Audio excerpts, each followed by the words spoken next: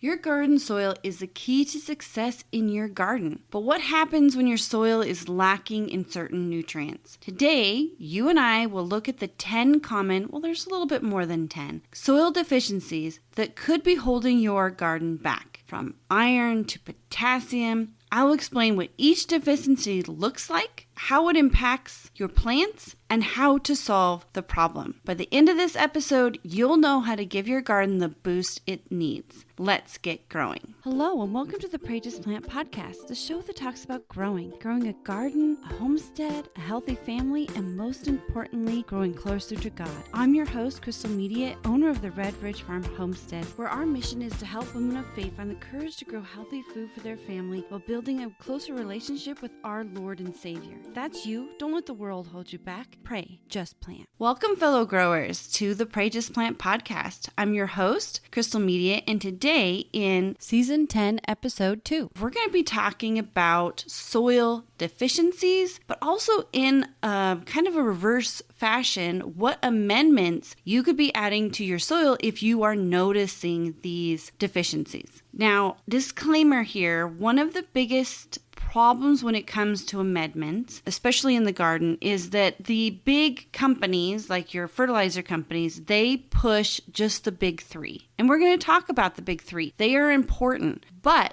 as a grower that wants to know more about her soil, wants to dive deep into more than just the big three, there's actually 15 nutrients or micronutrients that your soil needs. Now I'm going to go into a few of the nutrients that kind of in a scale of how your plants need them. So the reason nitrogen, potassium, phosphorus are the big three is because they are actually behind carbon and oxygen. They're the biggest nutrient factors that your plants need. But then it goes down and you're going to need more things like iron and sulfur and magnesium. Those are all little intricate pieces that your soil needs as well.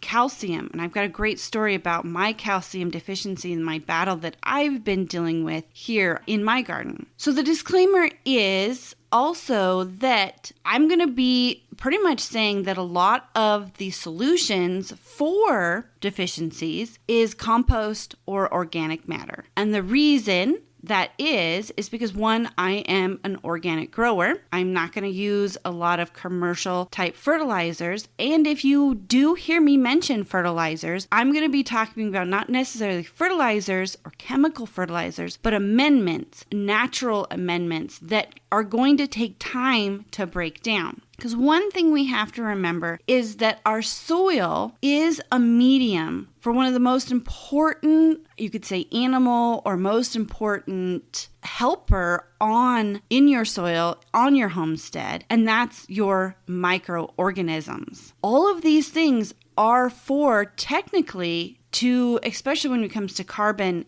and oxygen and water, those are all for the microorganisms so that they can live and break down those natural amendments to make them readily available for your plants. In a little bit general, the reason compost sometimes is the answer to a lot of these deficiencies, or like in my story that I'm going to tell you, is because they are the ones doing the work. And we need to make sure that we have the proper things available for them so that our soil can provide our plants with what they need. Now I'm going to go through each of the different nutrients that your plants need that need to be in your soil. And I'm going to go kind of a little bit out of order. We're going to start with the big three, and they're going to be like the fourth, fifth, and sixth micronutrients if you were to rank them from 1 to 10, with the 1 being the most important nutrient that you need to provide for your plants. They're going to be the 3 and 4. And then we're going to get into the smaller ones, the micronutrients, and then we're going to end with what I feel are truly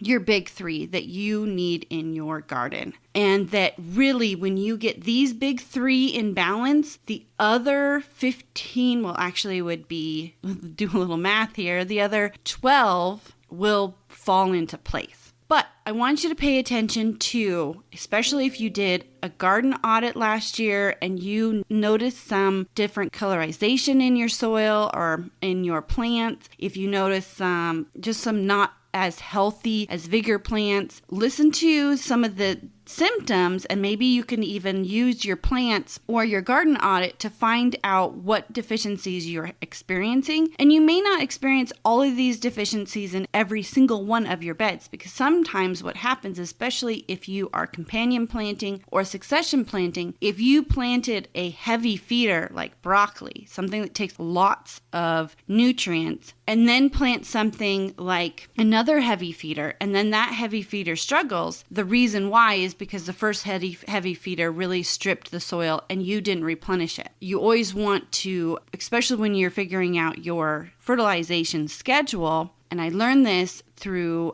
several books. The greatest book that I learned this from was The Market Gardener by Jean-Martin Fortier. And I did a great podcast episode about the things that I learned from that book. It's something you should go into, because even though you're not a market gardener, even though you may not be, I personally try to grow as much food as I can. But maybe you're doing this as a hobby, or maybe you're just getting started. But when you really want to dive into understanding your soil, you have to understand, and you have to keep track of, and you have to keep records so that you can connect some of these things. And that's where the garden audit comes into. And I will put a link in the show notes about a garden audit and how you can do it. It's just really just how you keep records and how you kind of wrap up your season and you keep your notes, because you're going to go through the winter and then try to remember everything. You're just not going to. It's just a way for you to write things down. The other thing that you need really before and you can listen to some of the symptoms that I'm going to be talking about, but I'm also going to be telling you need to do a soil test. And you can do some easy soil tests at home. They're not going to be as accurate.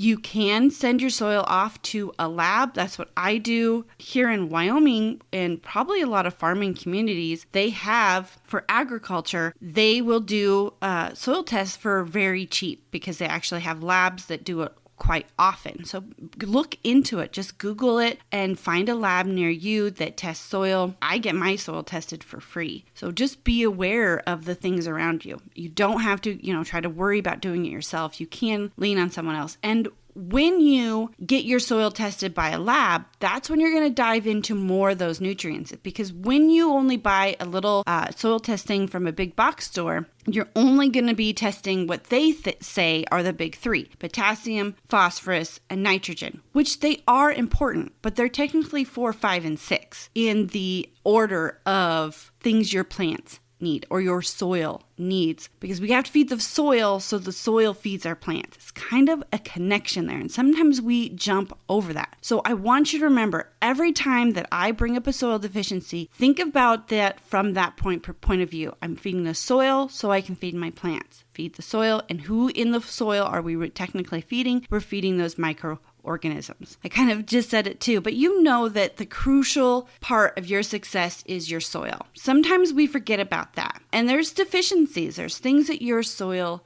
needs. So the first one, let's start with, is nitrogen deficiencies. Nitrogen is very common.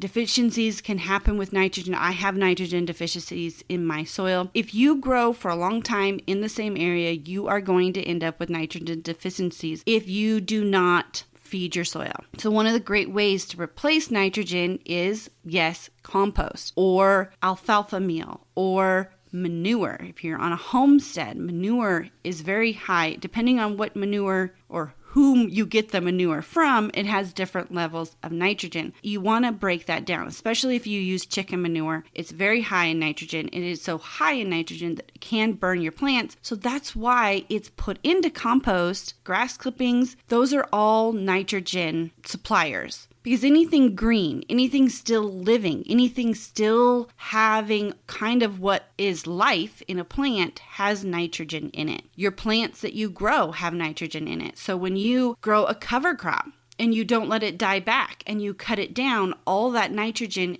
will be in that cover crop that you'll put into your compost. Also, you can actually fix nitrogen from the air. There's nitrogen in our air. Sometimes we just think that air is oxygen only, but our air is so much more than that, and certain plants do that. So you have cover crops like peas and beans and any legumes. I think vetch is a legume as well. And those are going to pull more nitrogen into the plant that you can put into your compost. But how do you know you have nitrogen deficiencies? Let's look at that. Plants may appear pale and their leaves may turn yellow. In severe cases, leaves may become stunted or die off. If left unchecked, can significantly reduce the yield of your garden. So that's another thing too. And that's where that garden audit is going to be so important. In the garden audit, you're going to keep track of how many pounds of peas you had, how many pounds of tomatoes you had, how many pounds or how many cans did you get canned up. All of that is going to help you keep track of your yields. So then you can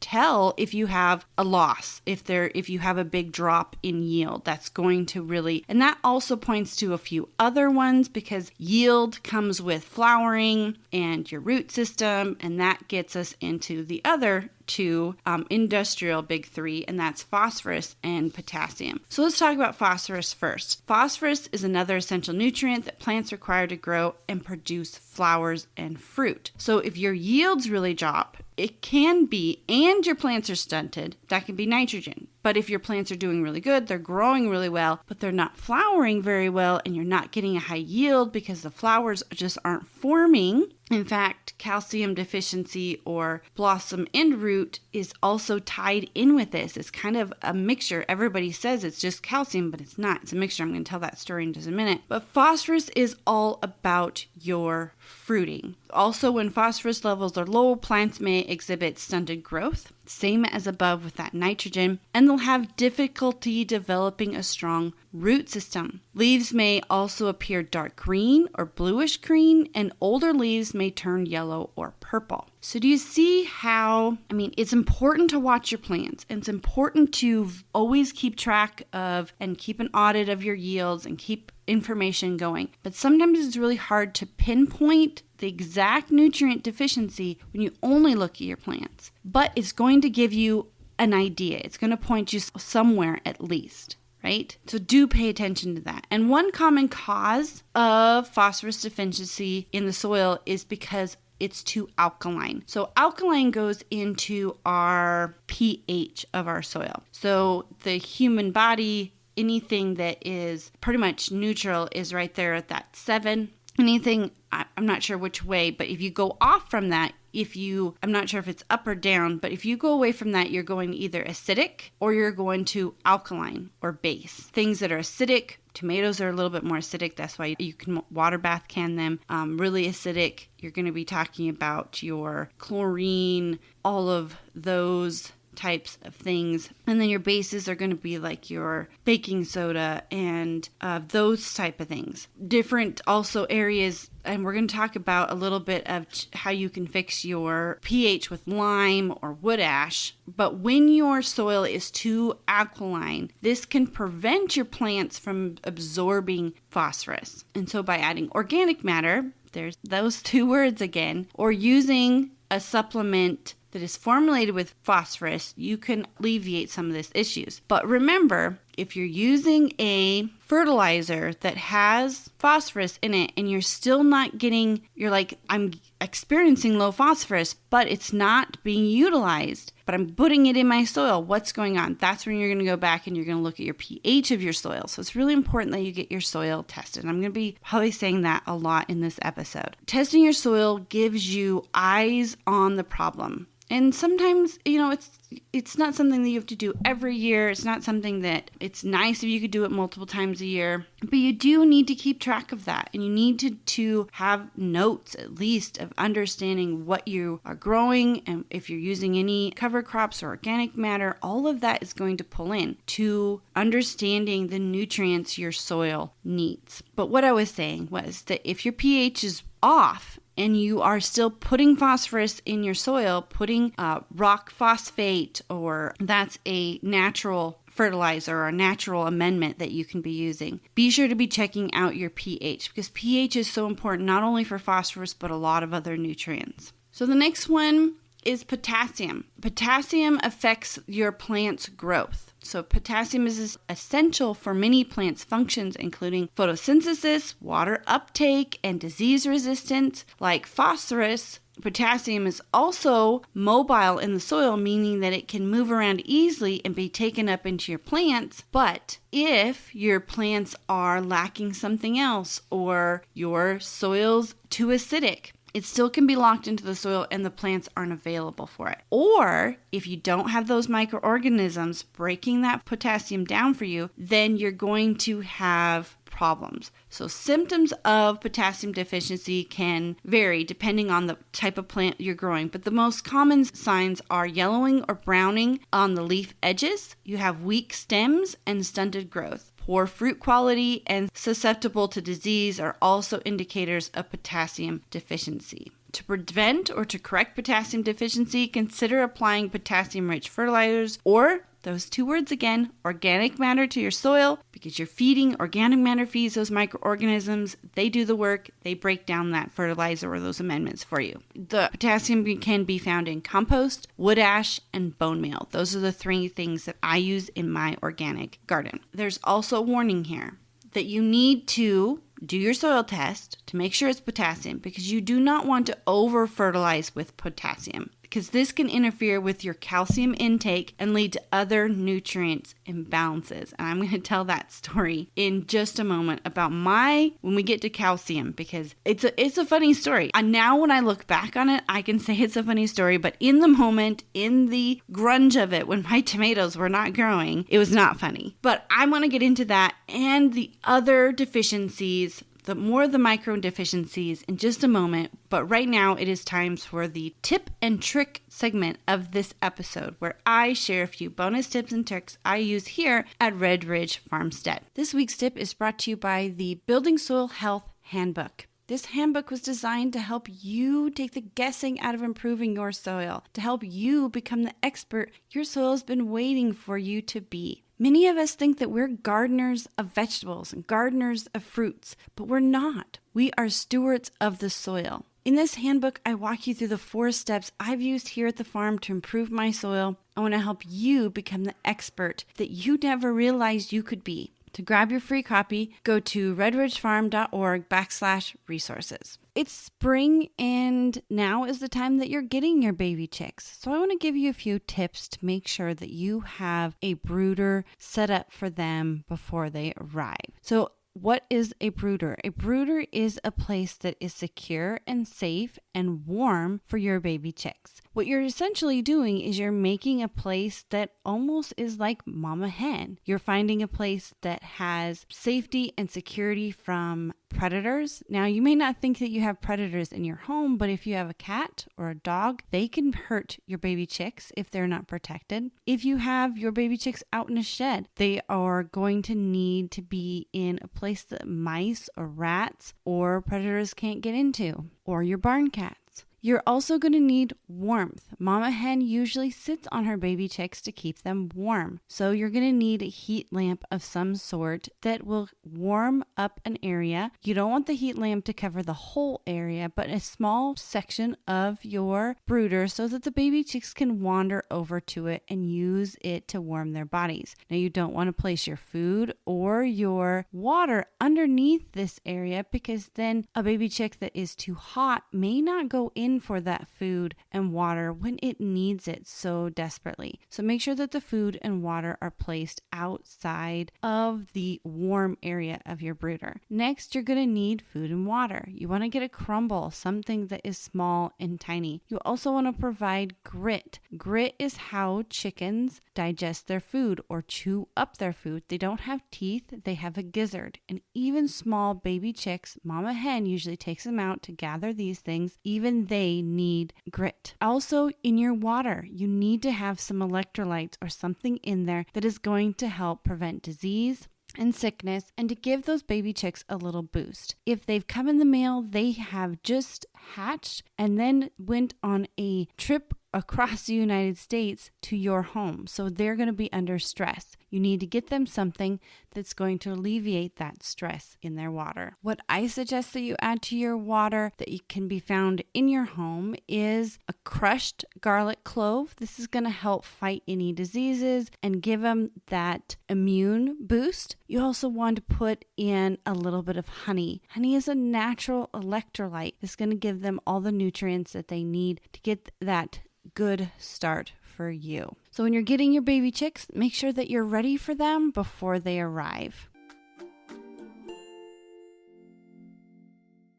So So let's dive back into those deficiencies. We're going to be talking more about the micronutrients, and these are very important, but as we go down in them, they're going to be, your plant needs less of them. So like I said before, if we had a list from 1 to 15, then the 3 that I'm going to be mentioning at the end are the 3 that are most important for your soil.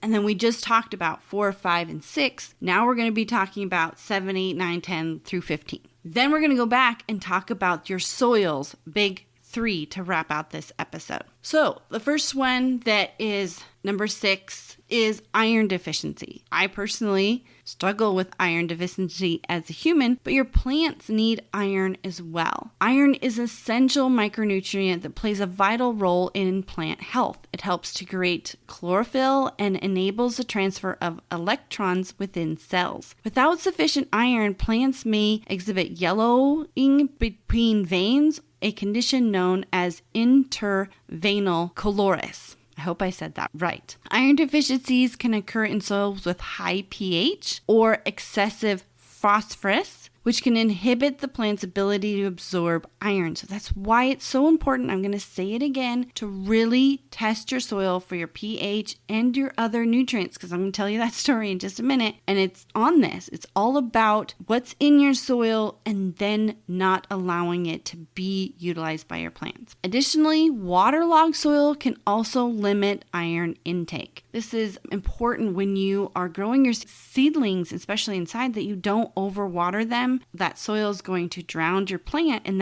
this is technically how it drowns your plant. It creates iron deficiencies. Also in your garden only needs, most vegetable plants need an inch of water a week. So if it has rained, this is where I talk about rain gauges. They're so important when you are growing. They're really great for also when you're harvesting rainwater. That's another episode, but they're really important in keeping track of how much water your plants in your garden are getting. Sometimes we want to set a timer for our plants or put them on a timer and walk away, and we just know that our soil is being watered every day at such and such time. That's important that your plants get water, and yes, that does bring a little bit of peace of mind, a little bit of not as much hard work. But we also need to tie that into what actual rain occurred that week. So if I got a deluge of a ½ inch of rain, I only need to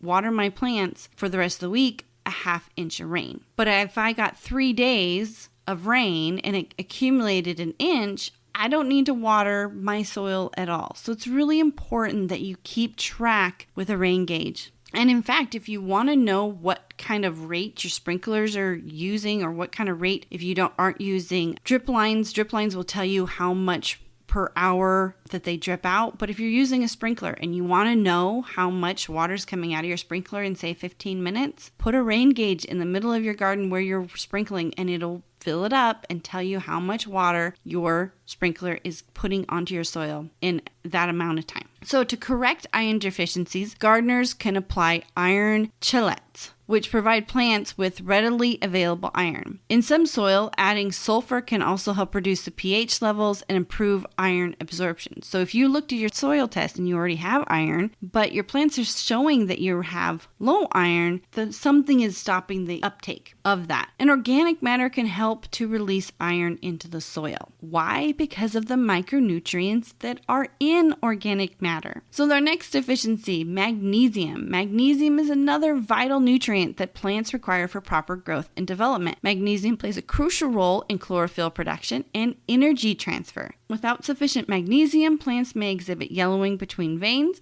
similar to iron deficiency. Magnesium deficiency can occur in soil with a low pH or sandy soil because you don't have the organic matter, right? Because organic matter also does another thing. It holds nutrients. It kind of is a bank that, like when you deposit your money and your bank holds on to it, that's what organic matter does in your soil. You deposit your amendments, you are doing all the things to make sure your soil is balanced, but if you have sandy soil or lack of organic matter or those types of things, you don't have a bank to put those nutrients in, and they'll wash away when you water. That's why organic matter is so important. That's why I keep talking about organic matter. One great way to correct magnesium deficiency is adding Epsom salt or magnesium-rich fertilizers. I personally use Epsom salt, but you have to watch because it's also a salt. And in an episode, I think it's a blog post episode that I did a few years back, or if you read the Bible and it talks about salting the fields so that the crops don't grow anymore. Salt is a very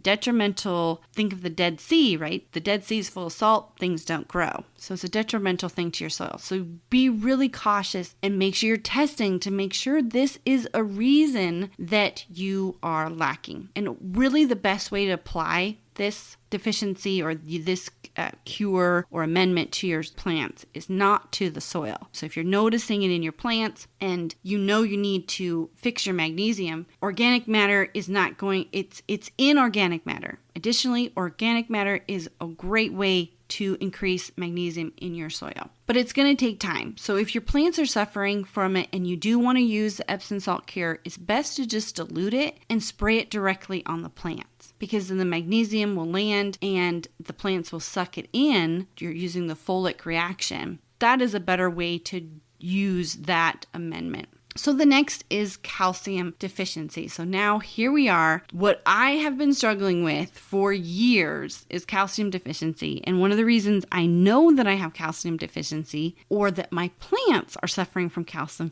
deficiency is blossom end rot. Blossom end rot in tomatoes is a true sign, or in your plants. And blossom end rot means what's happening is calcium is needed. So your flower forms, but when the bee comes or whatever insect comes and pollinates that flower, and when that flower begins to make fruit, in that instance or that process, it needs calcium. Tomatoes definitely have high levels of calcium. So when your plant's suffering from calcium and they need to make fruit, they'll still kind of make fruit, but the blossom end will begin to rot. They'll begin to deteriorate because it wasn't formed right in the beginning. The best way to diagnose this is a soil test. You also need to be looking at your pH as well. Now, in my story here, I'm going to tell you the things that I did. So for years, I have always planted my tomatoes, and this helped for a while. I've always planted my tomatoes with eggshells in the bottom. So I dig the hole, crunch up a bunch of eggshells for my chickens, and then I put a little bit of soil, and then I put my tomato plant on top of that and fill in the rest of the hole around my tomato. I also started using bone meal or crushed limestone. I've even poured, I have a small mini dairy here, calcium, milk is very high in calcium. I've diluted it and poured it directly on with the folic application and on my soil. That still didn't help. But here is the key. Here's a little, what I say is funny now, but was very frustrating when I was in the midst of this, was I did all of these things, trying to get calcium to my plants. And for years, now I've been growing a garden. This is going to be my 19th year growing a garden. This was the occurrence of this happened probably about 10 years ago. I used the big box store soil tests, and I test for those big three. And I didn't even think about testing for calcium. And I just listened to my plant and just focused on what my plant was telling me. I have blossom end rot. Everything points to calcium deficiency. And I just looked at that. And I did the eggshell thing. I did the bone meal thing. I was pouring milk on my tomatoes. I was doing all the things, and I was still suffering from blossom end rot. But the biggest thing that I truly found out is I finally broke down and said, you know what? I am struggling with this. I don't understand what's going on. I am going to send my soil test actually to a lab. I'm going to do it. And then I found out it was free. I had been avoiding it for 10 years. I found out it was free, and it was like, I wanted just, the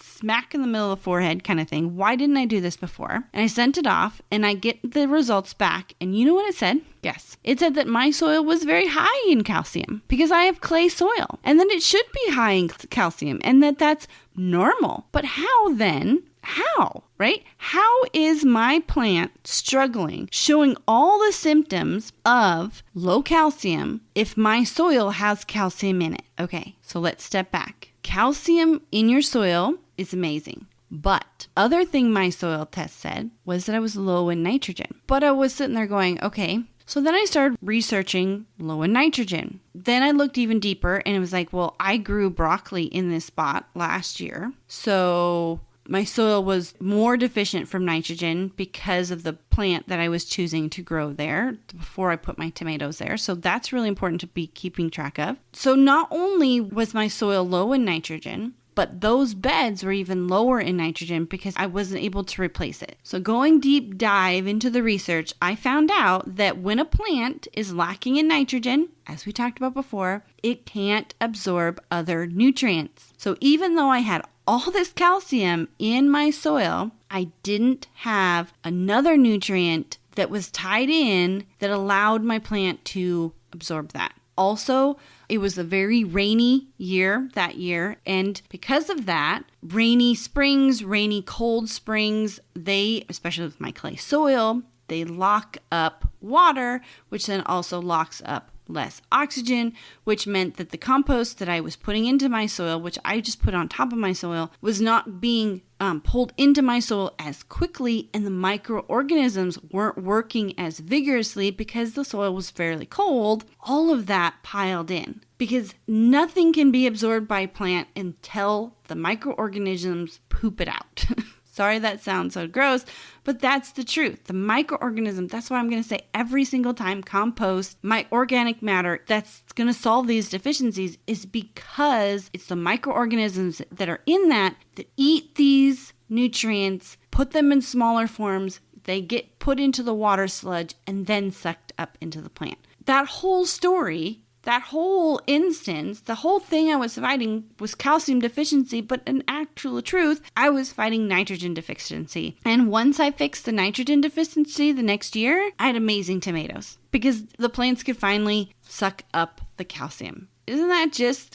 It's so amazing how God makes all of these things tie into each other, and they're so important, and it's just amazing the things that he does to form this world. It's just so important, and that's why it's so important to really get into understanding your soil and diving into not just looking at the external symptoms, and this goes into your health as well. Don't just look at the external symptoms. You need to dive in. You need to maybe do some really deep tests to find out the internal symptoms as well. And a lot of all of these deficiencies can be fixed with organic matter because of the microorganisms. They are so important. So if you do test your soil and you do find out that you are low in calcium, just make sure that you are checking your pH as well. pH is very important with calcium intake. pH is just so important with your plants because plants, most vegetables in a garden need between 6.5 to 7 for optimal plant growth. So the next one before we get into micro deficiencies is sulfur deficiency. Sulfur deficiency is another common issue that can impact the growth and health of your plants. This deficiency often occurs in alkaline soils, there we go back to the pH, and those in low organic matter. Back to those two words. Gardeners can address sulfur deficiency by incorporating organic matter such as compost or manure into soils. Additionally, fertilizers containing sulfur like ammonium sulfate, gypsum,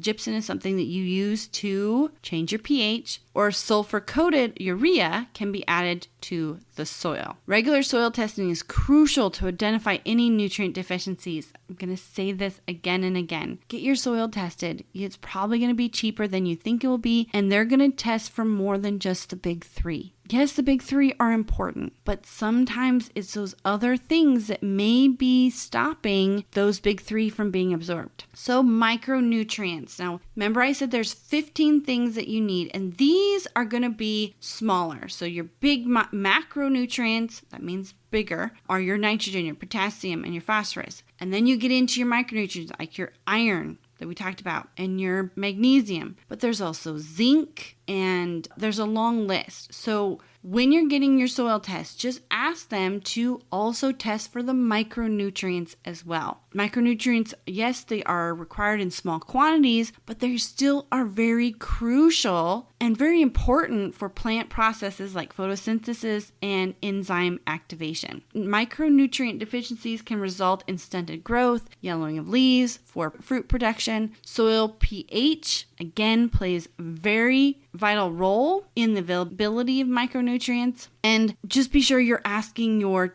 lab or the place you're getting your soil test to try to test for. And they may not do all 15, but have them test for as many as possible. You're going to be able to get a lot of these by organic matter. I'm going to get into what I think are the big three, what your soil thinks is the big three in just a moment. But now it is time for the Growing with God segment of this episode, where you and I dive into the Bible and learn more about our Lord and Savior. Today we're going to be continuing our series on faith in Hebrews 11. I'm going to start with Hebrews 11 through 12. If you want to read along with me, I'm reading out of the NIV translation. But if you want to go back to the previous little Bible studies that we have been doing on faith in action, be sure to check out the previous episodes beginning at the beginning of this year in season 9. And by faith, even Sarah, who was past childbearing age, was enabled to bear children because she considered him faithful who had made the promise. And so from this one man, and he, as good as dead, came descendants as numerous as the stars in the skies and as countless as the sands on the seashore. In this verse, we're talking about Sarah. Last week, we talked about Abraham and his faith going away and living in a foreign country and picking up everything and taking his family with him. And one of the promises God gave to Abraham for doing this was that he would be fruitful. He would give birth to a nation. And Sarah wasn't sure about this. They were both in their older years. So I'm going to read you the story of Sarah. This is in Genesis 18. The Lord appeared to Abraham near the great trees of Mamre, where he was sitting at the entrance to his tent in the heat of the day. Abraham looked up and saw 3 men standing nearby. When he saw them, he hurried from the entrance of his tent to meet them and bowed low to the ground. So he knows who these people are. He said, "If I had found favor in your eyes, my Lord, do not pass your servant by. Let a little water be brought, then you may all wash your feet and rest under this tree." "Very well," they answer. "Do as you say." So Abraham hurried into the tent to Sarah. "Quick," he said, "get 3 shehs of the finest flour and knead it and make some bread." Then he ran to the herd and selected a choice tender calf and brought it before the Lord. While they ate, he stood near them under a tree. "Where is your wife Sarah?" they asked him. "There, in the tent," he said. Then one of them said, "I will surely return to you about this time next year, and Sarah, your wife, will have a son." Now, Sarah was listening at the entrance to the tent, which was behind him. Abraham and Sarah were already very old, and Sarah was past the age of childbearing. So Sarah laughed to herself as she thought, "After I'm worn out and my Lord is old, will I now have this pleasure?" Then the Lord said to Abraham, "Why did Sarah laugh and say, 'Will I really have a child now that I am old?' Is anything too hard for the Lord? I will return to you at the appropriate time next year, and Sarah will have a son." Sarah was afraid, so she lied and said, "I did not laugh." But he said, "Yes, you did." Now, have you ever felt that way? Have you ever seen this vision of what God has for you or what God's asking you? And you're like, how is that supposed to happen? You may, like Sarah, have some kind of restraints that you think you have that could not make what God promises possible. I know I personally had this restraint. I felt I was not a person to go out and talk to people. I was a shy child. I'm an introvert. I don't really function well standing up in front of people. So he made it possible for me to do this podcast episode. He wanted me to teach. He wanted me to teach you how to grow your own food. He wanted me to teach you about God. And so he gave me the tools to do this. What are some things that you might think that there's no way God is asking me to do this because that's just not who I am? Sarah felt this way, and it was only through her faith. And even when she's laughing, she kind of says this. Let me pull back to that verse again. "After I'm worn out and my Lord is old, will I now have this pleasure?" It's a question, but it's also just a question of finally. So there's a little bit of both here. She feels like how is she going to do this? She's old. But on the other side, she also knows that God is faithful. And she knows that if it was dependent on her, it wasn't going to happen. So let's look at Genesis 21, where we actually see this come to life. Genesis 21, 1 through 7. Now the Lord was gracious to Sarah as he had said, and the Lord did for Sarah what he had promised. Sarah became pregnant and bore a son to Abraham in his old age, and at the very time God had promised him. Abraham gave the name Isaac to the son Sarah bore him. When his son Isaac was 8 days old, Abraham circumcised him as God commanded him. Abraham was 100 years old when his son Isaac was born to him. Sarah said, God has brought me laughter, and everyone who hears about this will laugh with me. And she added, who would have said to Abraham that Sarah would nurse children? Yet I have borne him a son in his old age. So here we have the promise being fulfilled. So far, God has filled all the promises that he told to Abraham and Sarah. And we can rest on those promises as well. We can rest that God is faithful and that he will do what he said he will do. And if we can rest in that, then we know that John 3:16 is true, that God gave his one and only son so that we, you and I, may have eternal life when we believe in him. When we believe that Jesus came to earth, was God, died on the cross, was crucified, and rose again. We are given that promise because we know that God is faithful. Let me also read to you Hebrews 10, verse 19 through 23. Therefore, brothers and sisters, since we have confidence to enter the most holy place by the blood of Jesus, what we just talked about, right? With John 3:16, by a new and living way opened up for us through the curtain that is his body, Jesus Christ. And since we have a great priest over the house of God, that's Jesus again, he is our high priest, let us draw near to God with a sincere heart and with the full assurance that faith brings, having our hearts sprinkled to cleanse us from a guilty conscience and having our bodies washed with pure water. Let us hold unwaveringly to the hope we profess, for he who promised is faithful. God is faithful in everything that he does. He set out to create the earth. He did it. He set out to save mankind. He did it. And not only did he do it, but he gave up his one and only son. And Jesus gave up his one and only life so that you and I may be cleansed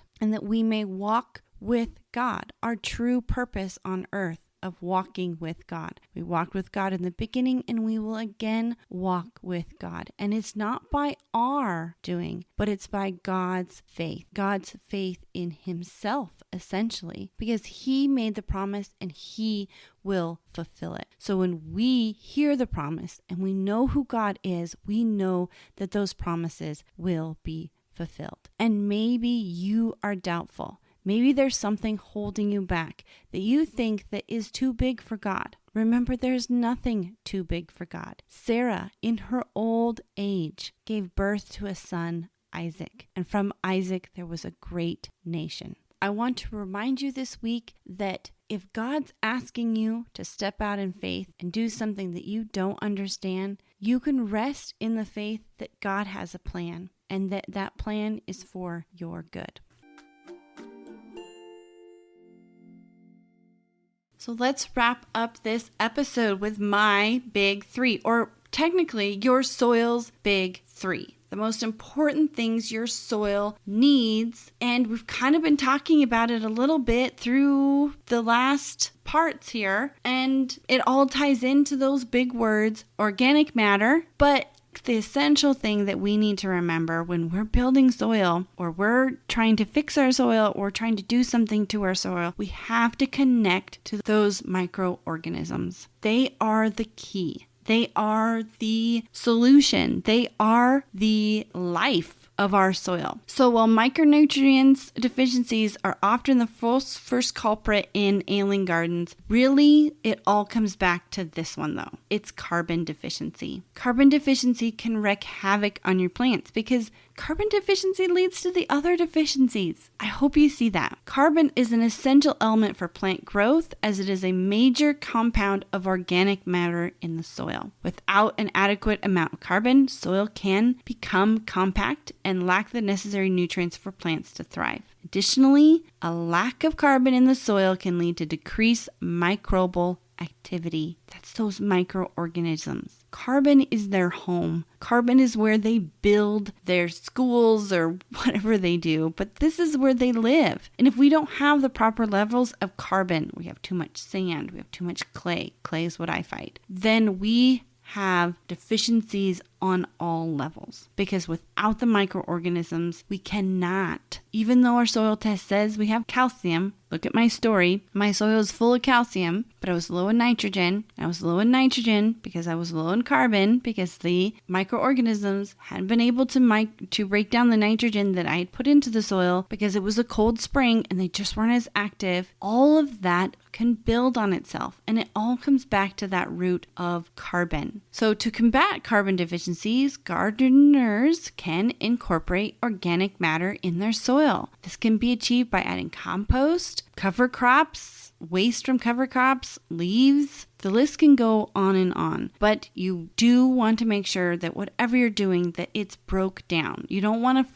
add fresh, bright green things to your garden expecting to have carbon right away. So if you do a cover crop and you turn in that cover crop, I'm not a big fan of turning the soil, but if you turn in that cover crop or you leave it on top of the soil to decompose, you can't plant right away. You need to allow that organic matter to break down, and that releases carbon into the soil. Also, changing your practices. When we till, when the soil is disturbed and flipped over, that's why I just mentioned that I'm not a big fan of turning in the soil, that reduces carbon, because what happens is when you flip that soil over, carbon becomes airborne. Carbon can now be sucked up into the air, carbon dioxide, you know what carbon is. And carbon deficiency, even though you could be putting in a lot of organic matter into your soil, you still could be having carbon deficiencies because you're turning the soil, and that leads to our next deficiency is oxygen, but the opposite of oxygen is too much oxygen. So that's what happens when we turn our soil. When we turn our soil, the carbon and the oxygen interact with each other, which creates carbon dioxide, right? Back to science class. And that robs your soil of carbon. So and it's only been about 10 years that I've been doing non-till. Sometimes you have to till to get the garden established, and I understand that completely. But you also need to remember that every time you till, you are reducing your carbon, you are killing micronutrients because you're exposing them to the air, and all of that builds on itself. So try switching over to non-till. Now, non-till doesn't mean we're not aggravating the very top, like 3 inches of the soil. When I talk about till, I mean the deep down rototilling, taking 6 to 8 inches and flipping it up on top. There's so many other reasons that no-till is so good for your soil. It's also good for reducing weeds and so much more. I have a blog post all about that. I'll put the link in the show notes. But I also go very deep dive into all of these deficiencies, all of this information, which I have another deficiency that I'm going to get to, 2 more, but I want to really talk about a book that I wrote, I think it's been a couple years ago, that really dives into understanding all this connection in your soil. Your soil is a living and breathing organism, and you need to treat it as such. So when you do the deep tilling, you are kind of ripping the skin off of that organism and throwing it to the wind, and you need to see that. And in my book, I don't really, I don't get on a pedestal really and kind of what I sound like right now. I'm not trying to get on my soapbox, I promise, but our soil is so important. And in my book, I really dive into the things that I learned, how I learned the connections, the research that I did that made me, want to smack myself in the forehead with my calcium deficiencies, and how I learned that the microorganisms are so important. And practices that you can use to create organic matter. I go into how to build compost in my book. I go into cover crops in my book. What cover crops are good for your soil? What ones are not good for your soil? I go, deep dive. But I think the really essential part of my book, and the reason I wrote my book, is because for the longest time, and maybe this is you, I felt that I was not the expert. So how did I have the right to be changing my soil? How did I have the right to test my soil? How did I have the know-how or the knowledge to even care for my soil? It felt easier and less stressful just to plant the seed and keep growing year after year. But the soil is the medium that your plants grow into, and you have to step up. And you have to be the spokesman, and you have to get on your own soapbox for your soil, because your soil is the root of all growth, even on your homestead. I get into this even deeper when I talk about permaculture practices in my book and how they help with the animals, because there's a story in my book that talks about how, I wanted organic matter. I wanted compost for my garden, but I couldn't afford it. I could not afford compost at, going to my garden center and just buying loads and loads of compost after one another. And I just didn't understand how I was ever going to fix my soil. But in my book, I talk about how I tapped into God's natural systems and found that if I just changed certain things on how I raise my animals, I could make my own compost. I could make my own organic matter, and I could make a heaping load of it. So I'd love for you to read my book. I'll put the link if you are new to growing a garden, if you're new and you're really worried about messing up your soil or feeling that you aren't qualified, dive into my book, because it'll open your eyes. I promise you, it'll open your eyes. And I will put the link to that in the show notes. Actually, the last one deficiency that I have for you is oxygen deficiency. And this goes back to that carbon. When we have too much oxygen, the carbon disappears. But when we have lack of oxygen, we also have lack of microorganisms that could live in the carbon. So this is looked over by so many people because it's a simple deficiency and it's a simple fix. Because oxygen is in our air, and it's just how we treat our soil that this can be fixed. So you can experience lack of oxygen in compacted or waterlogged soil. Both of those restrict the oxygen flow to your roots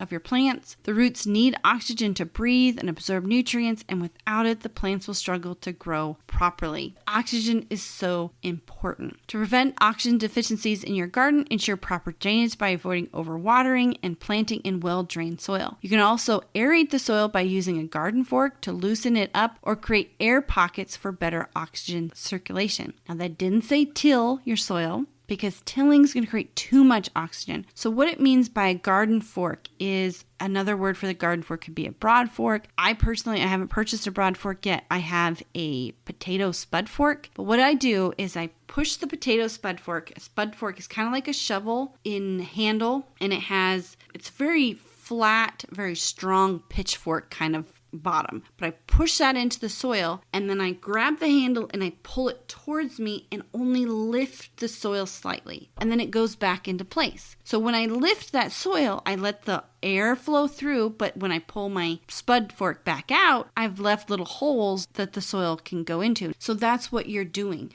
with this garden fork. You're still keeping the organic matter, the soil structure, but you're just opening the soil up for a little bit to increase oxygen flow. By addressing oxygen deficiencies in your garden, you'll provide your plants with the necessary oxygen to grow healthy and strong. So make sure to incorporate these practices into your garden routine to create an optimal growth environment for your plants. These are the big three that you should be concentrating on. And these are the things that you should address first before you put any amendments in there, especially if you're not testing your soil. I would go for your organic matter, your carbon first, at least for a year, and then retest and see where your new levels are at. Because what you're going to do is you're going to ignite those microorganisms. You're going to let them have a place to live. You're going to provide them with the oxygen and the hydrogen that they need to do all the things that they do. And then you're going to see big changes. Now, if you don't see big changes after these first big three, because these big three, especially in a homestead, are easy to do. They just take a little muscle. They don't need to take a lot of money. You might have to buy compost if you're not growing it yourself, but you can easily grow it yourself. There's so many ways to create compost in your garden. It doesn't always have to just depend on what you can produce, but if you have animals, you can start collecting their manure and so maybe reach out to a local farmer, and maybe they've just cleaned out their barn and you can get some really readily already almost mixed up organic matter and compost. But just be sure that you are, because your garden is so important, and chemical fertilizers and pesticides are so readily used nowadays that you need to make sure that you're getting hay, if you're getting old hay or grass clippings, from people that don't use weed and feed, because the weed part is pesticides, and farmers that don't use pesticides on their grasses or their hay before they harvest those. There's very simple solutions to your soil problems. Sometimes as growers, we want to say, oh, it's a deficiency in this, and oh, it's a deficiency in that. Oh, no, it's all this. And we can read this list of 10 things and get really worried. But I want you to focus on those 3 first: oxygen, hydrogen, and carbon. And once you get those balanced, all of them, probably all the other ones, will fall into place. And if they don't, your soil test will tell you. So the quality of your soil is vital to the success of your garden. Nutrient deficiencies can dramatically impact your growth of your plants, ultimately affecting the productivity of your garden. Remember, to learn more about improving your garden soil and becoming that expert of your soil, I know that you can grab my free guide, Building Soil Guide, and I'll put that also in the show notes, or you can dive into my ebook, Dirt, Finding the Solution to Building Soil Health, where I walk you through the steps to unlocking the secrets in your soil. So I want to thank you for joining me today in this Pray Just Plant podcast. And as always, don't let the world hold you back. Pray Just Plant.